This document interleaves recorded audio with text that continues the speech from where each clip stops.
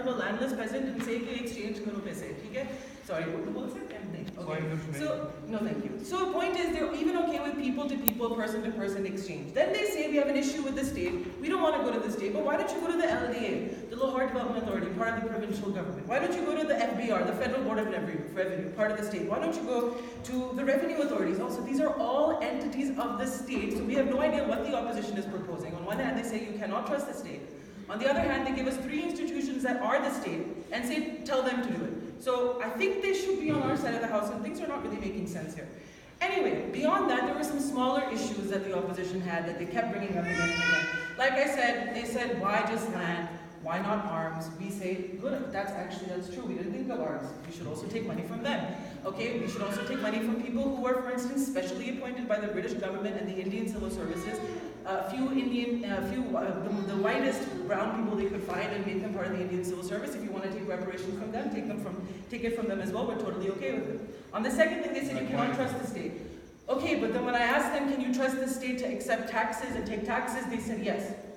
So what exactly can you not trust the state with? Ahmad went on this very weird, abstract, theoretical argument about how the state in 1947 restructured things according to colonialism, and that state is bad. So anytime the state has to do anything relating to colonialism, you cannot trust them. But when it comes to general administration, you can trust them. So if this opposition trusts the state to collect taxes and do progressive taxation and do basic administrative services, then we can trust that same state to give reparations to the people who need them most.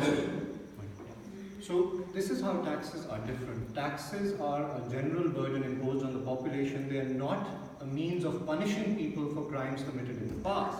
So this is why, paying taxes to the state is different from paying reparations to the state. That is a really good point. If I was making the argument that taxes and reparations are the same thing, I was not making that point. I was making the point that if you can trust the state to collect taxes, you can collect the state to collect reparations. Whether or not tax or reparations are this, I don't think they're the same thing either. I agree with you, Vikas. Reparations are something we're doing to punish people who have benefited from colonialism. They are not the same thing as taxes. Okay, lastly, they had little questions about quantum. What exactly will you take from people? How much money? We don't think that's very important to the debate. Remember our first speaker's speech when they said this is a symbolic measure that we are taking to remind people colonialism happened, that there is a continuity between the people who benefited in 1947 and before and the people who benefit now. And we all know this. Let's not pretend, Ahmad, that there are no links. Ahmad is trying to convince us all that these were 2-acre, small land-holding people who benefited. That's absolute, you know what I'm going to say. It's not true. It's nonsense, okay? The people who benefited are the Noons. The people who benefited are the Tabanas. The people who benefited are the Jamalis. The people who benefited are the Lagaris. We know these families. Everybody knows these families. Everybody has a friend who they went to school with who said, my nanas, dadas was something in the British, whatever, okay?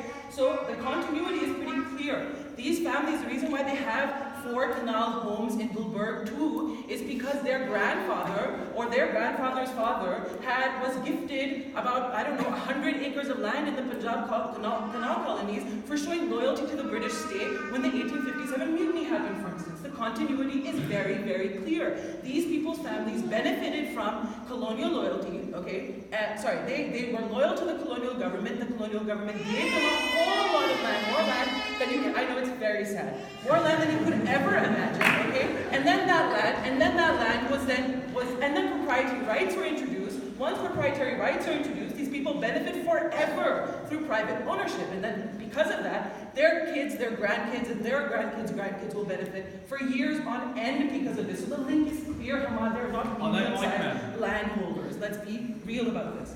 My positive case, and yes, this is a debate, I do have a positive case, is about igniting debate about colonialism in Pakistan because it's extremely important. Why is it important? As per a Gallup poll taken in about, I think, 2008, a Pakistani populace was surveyed about who Pakistan's greatest enemies were. And what were the top 3 answers? The United States of America, India, and Israel. Okay, for some reason. I don't think Israel really gives a crap about us, but whatever. Then they also did a Gallup poll about whether the Pakistani populace thought whether colonialism was a good thing. And about 44% of people said it was absolutely, positively a good thing. You also had the Civil Service of Pakistan interviewed, and they said that upwards of 80% of them said colonialism was a good thing. I don't think that what these statistics show us, okay, is a very skewed understanding of our history, a very skewed understanding of the ramifications of actions taken in the early 20th century and how they impact human beings to this day. The Bengal famine was a travesty and a crime, okay? The blasphemy law instituted by the colonial government, death penalty instituted by the colonial government, the Jallianwala Bagh incident where thousands of protesters were shot and killed for merely protesting against the colonial government, that is crime. That is a travesty. That is a tragedy. And yes, Ahmad, you're right. We have inherited the legal infrastructure of the colonial times, and therefore the kinds of tragedies